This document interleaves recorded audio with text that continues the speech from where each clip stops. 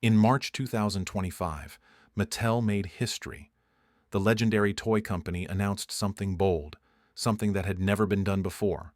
For the first time in Barbie's 65-year legacy, a real-life professional athlete would be turned into an official Ken doll. And not just any athlete, LeBron James. The news hit like a thunderclap. LeBron wasn't just the face of basketball. He was a billionaire, a father, an activist, a movie star, and a living symbol of black excellence. Now he was becoming something else entirely, Ken Bron.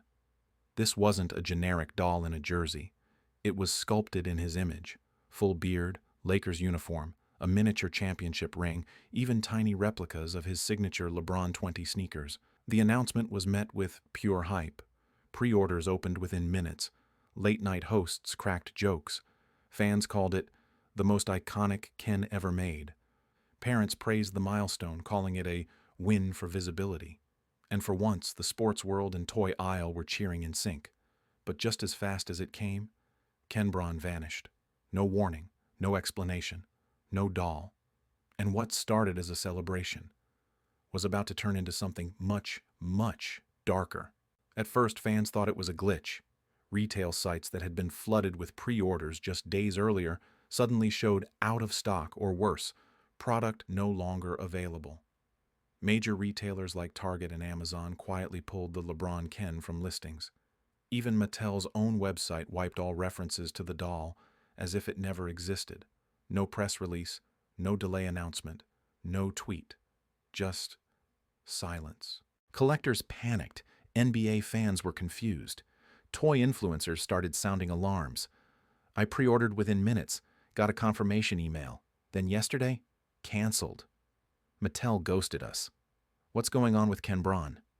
Then came a leak. An anonymous user on a toy industry message board posted a blurry photo of what looked like a Mattel internal memo. The subject line? Ken Bron recall, urgent. The message claimed the doll had been pulled from distribution due to unexpected backlash and external pressure. Suddenly, this wasn't just about a doll.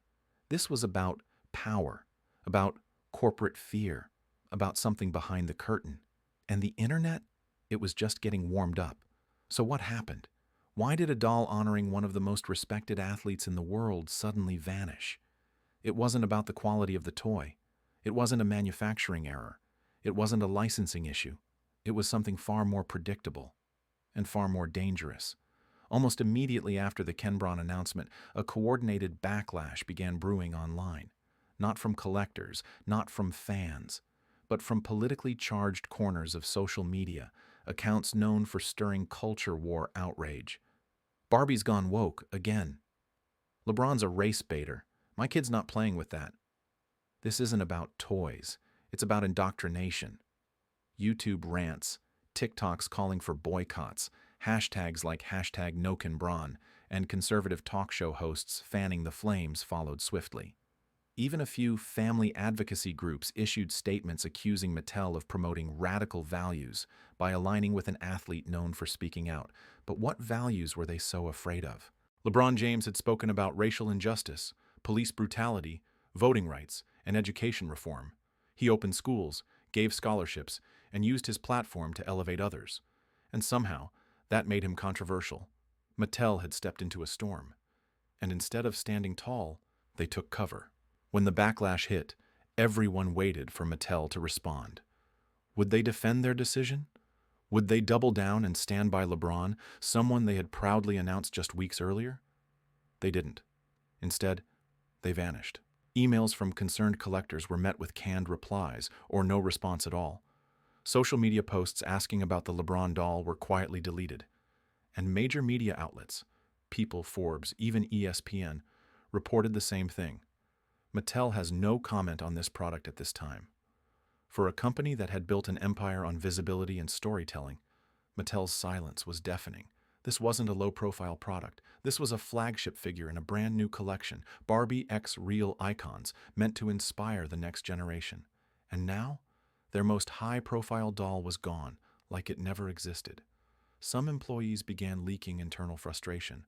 A former PR executive posted anonymously, "We had a strategy for handling backlash. We just didn't expect them to bail. Collectors were stunned, parents were confused, and LeBron's fans? They felt something deeper, betrayal. Because when things got tough, Mattel didn't just pull the doll, they pulled their voice. Let's not sugarcoat it. Mattel knew exactly who they were partnering with when they greenlit the LeBron James Ken doll. They weren't licensing a silent superstar. They were choosing a man who's been one of the most vocal and unapologetic athletes in modern history. LeBron has never held back. Not when he called out police brutality. Not when he wore the "I Can't Breathe" shirt. Not when he clashed with conservative commentators, presidents, or even the NBA itself. So, Mattel can't pretend they were caught off guard. They wanted the power of his name, his brand, his fan base. But when controversy came knocking, they turned the lights off and pretended nobody was home. That's not just business. It's betrayal. Because this wasn't a PR mistake. This was a calculated retreat. They had a choice. Stand by the man who stands up for millions, or fold under pressure and erase him. They chose the latter. Cut to footage of past LeBron speeches, interviews, protests, standing with kids and young athletes. And now Mattel isn't just being called out for canceling a toy. They're being called out for canceling a message. And in today's world, that kind of silence speaks volumes. If Mattel thought they could quietly pull the plug on the LeBron Ken doll and no one would notice, they were dead wrong. Because the moment fans realized something was off, the internet exploded. Hashtags like #JusticeForKenBron, #MattelCaves, and #BarbieGate trended across platforms. TikTokers shared tearful unboxing videos, only to reveal empty boxes or last-minute order cancellations. YouTubers posted breakdowns, and the resale market, out of control. Early prototypes and leaked promo dolls started showing up on collector forums for over $1,200. Photos surfaced of factory workers holding boxed Ken Brons marked "Not for Release." Even celebrities chimed in. One WNBA star tweeted, "My niece was so excited. Now she's asking why LeBron isn't good enough to be a doll." Oof. But fans weren't just angry. They were mobilized. Petitions, fan art, even protest signs outside Mattel headquarters in El Segundo. People weren't just defending a basketball player. They were defending what he represented. And Mattel, still silent. That silence is now costing them more than they ever expected. So, was this about politics, or was it about profit? Because behind every culture war, there's a spreadsheet. And if you follow the money, really follow it, you start to see the cracks in Mattel's image. Publicly, Mattel sells empowerment. They say Barbie is for everyone. They say they're inclusive. But privately, sources inside the company revealed something chilling. Major retailers pushed back. Walmart executives reportedly flagged the doll as a potential lightning rod. Target expressed concern about regional backlash. And Amazon? They quietly removed all pre-order links after external pressure. What kind of pressure? Whispers point to conservative lobbyists and parent groups. Yes, the same ones who tried to ban children's books and rainbow pride displays. They weren't just offended by the LeBron doll. They were afraid of what it meant. A doll that didn't just dribble a ball, but spoke out. A toy that looked like your favorite athlete, but didn't stay silent on hard issues. And Mattel, faced with this pressure, they flinched. Not because of values, but because of sales forecasts. The result? They traded legacy for liquidity, and LeBron fans noticed. LeBron didn't storm a press conference. He didn't call out Mattel by name. He didn't post a tweet thread explaining what went wrong. He did something more powerful. He stayed LeBron. At a nationally televised playoff game, he walked into the arena wearing a custom varsity jacket, embroidered across the back in bold, unmistakable white letters. "They tried to box me in." No logo, no context. Just that phrase, and a subtle crown stitched near the collar. The image blew up within minutes. Fans immediately connected the dots. The message wasn't about the game. It wasn't about his rivals. It was about them, the ones who tried to shrink his voice into a toy, then deleted him when it got inconvenient. Later that night, on his Instagram story, he posted just one photo. The prototype of the Ken Bron doll, still in its plastic case, captioned with a single king emoji, no words. And somehow, that said everything. It wasn't a tantrum. It was a chess move. Because LeBron knows, when you've already conquered the court, the culture war is just another arena. And sometimes, the quietest response hits the hardest. If Mattel thought the story would fade, they underestimated the fans. Because what followed wasn't just outrage, it was organized outrage. Within 24 hours of LeBron's silent response, the hashtag #BringBackKenBron trended worldwide. TikTok creators posted emotional videos showing their canceled pre-orders. Barbie collectors started uploading side-by-side comparisons, one shelf with every Barbie and Ken released in the past decade, and an empty space labeled, "Where's LeBron?" Fan-made art exploded. Custom Ken Bron figures started popping up on Etsy. One viral video showed a child holding a Ken doll wearing a Lakers jersey made out of paper. The caption read, "My son didn't care what politics say. He just wanted a doll that looked like someone he looked up to." Even celebrities began weighing in. WNBA star Aja Wilson tweeted, "Representation isn't just pink heels and dresses, it's crowns and courage, too." And that's when the story went from niche outrage to mainstream crisis. Mattel's silence had morphed into a symbol, not just of corporate retreat, but of erasure. Because the world saw something deeper here. It wasn't about plastic anymore. It was about presence. And erasing LeBron from the shelf felt a lot like trying to erase what he stood for. Behind closed doors, Mattel was in full-blown crisis mode. Internal emails leaked by an anonymous employee showed meetings labeled brand recovery and Ken Bron fallout response. Executives were clashing. One faction argued they should relaunch the doll with a new rollout strategy. Another warned it was too risky, especially with their Q2 earnings report approaching. But the numbers didn't lie. Search traffic for LeBron Ken doll had spiked 480% in 1 week. Third-party resellers were making more than Mattel ever projected per unit. And internal surveys revealed that 73% of parents under 35 supported the doll's release, even those who didn't consider themselves sports fans. In boardrooms across the country, a single question echoed: did we make a mistake, or did we just get scared? Meanwhile, LeBron remained quiet. No interviews, no Twitter threads, just more subtle gestures. At a school event, he handed out free basketballs to kids, each with a tiny Ken doll crown logo stamped on the side. People noticed, and so did Mattel's competitors. Hasbro reportedly offered LeBron a licensing deal for their Legends line. Even Funko Pop teased a mystery NBA drop with a silhouette that looked suspiciously familiar. Mattel had blinked first, and the world saw it. As public pressure mounted, Mattel's silence became its loudest mistake. Journalists started digging. Insider reports revealed that the company had scrubbed all internal mentions of the LeBron Ken from their product roadmap presentations. Some whistleblowers claimed executives feared a DeSantis-style boycott from conservative lawmakers already targeting woke brands. Behind the scenes, civil rights organizations reached out to Mattel, demanding answers. Prominent voices, including educators, athletes, and even other celebrities, began speaking out. "This isn't about a doll," said activist Brittany Packnett Cunningham. "It's about a black man being silenced the moment his presence became too powerful." Social media campaigns intensified.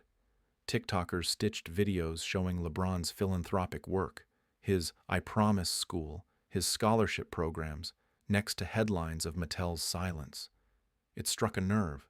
The message was clear. LeBron didn't need Mattel, but Mattel might need LeBron. Even late-night hosts began mocking the company. One joked, Mattel's spine was made of the same plastic as their dolls. Meanwhile, NBA games became unexpected protest zones. Fans held signs like, "Where's Kenbron? You can't cancel the king. Real icons don't need permission." And through it all, LeBron still hadn't said a word. He didn't have to. The crowd was speaking for him. Days passed. The silence was starting to feel strategic. Then, at a nationally televised Lakers post-game press conference, LeBron finally spoke. But not in the way anyone expected. A reporter asked casually, "LeBron, any thoughts on the whole Ken doll situation?" LeBron paused. He smiled slightly, then leaned into the mic. I think kids deserve to see themselves in the toys they play with, and I think adults should stop being so afraid of that. He didn't name Mattel. He didn't need to. The clip went viral within an hour. Fans called it the calmest mic drop in history. Commentators on ESPN and CNN praised his restraint. "This is why they made him a Ken," one sports writer posted, "and this is why they pulled it."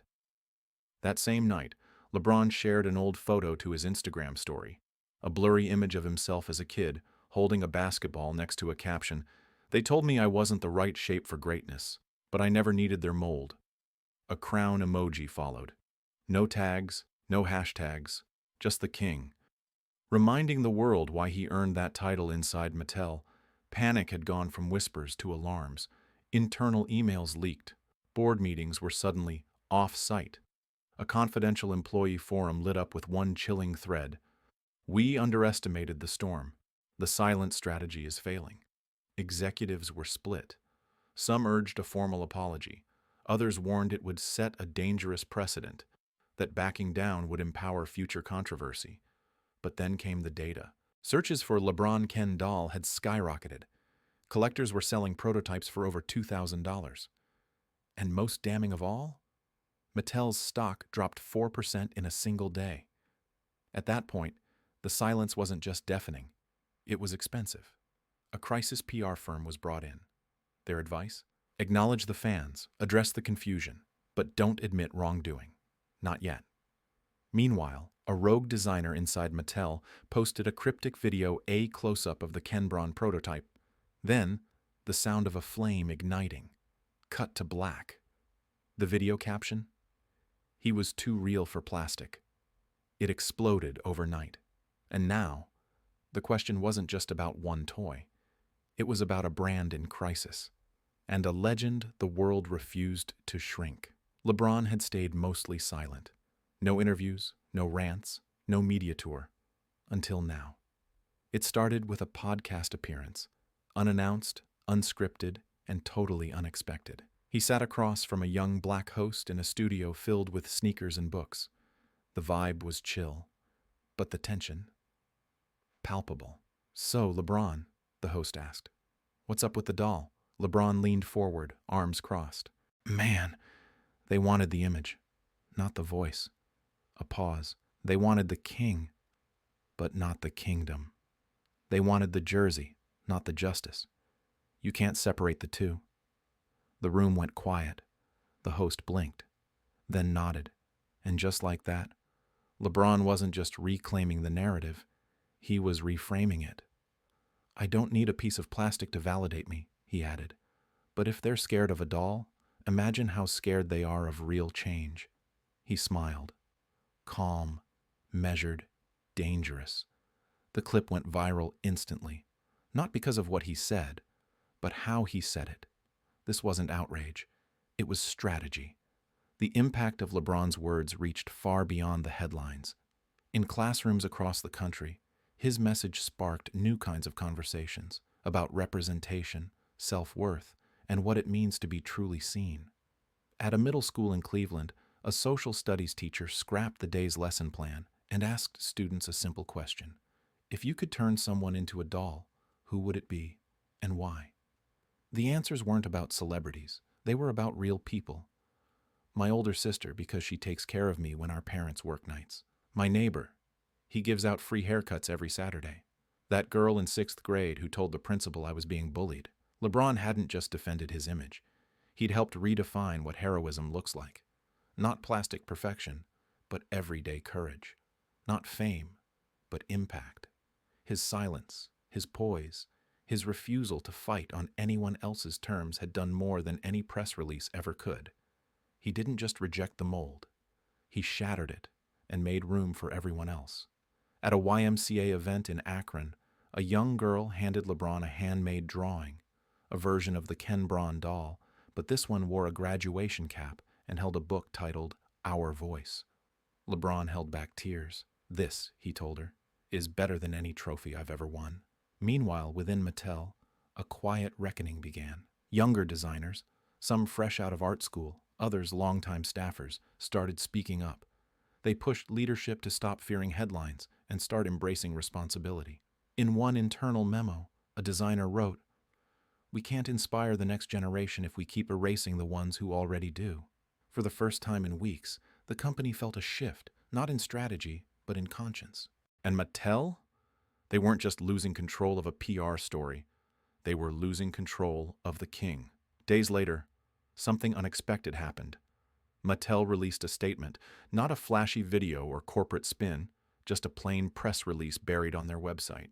"We are currently reassessing the release timeline of the LeBron James Ken doll. We acknowledge the concerns raised by our community and are committed to ensuring our products reflect the diversity, strength, and values of the world we live in."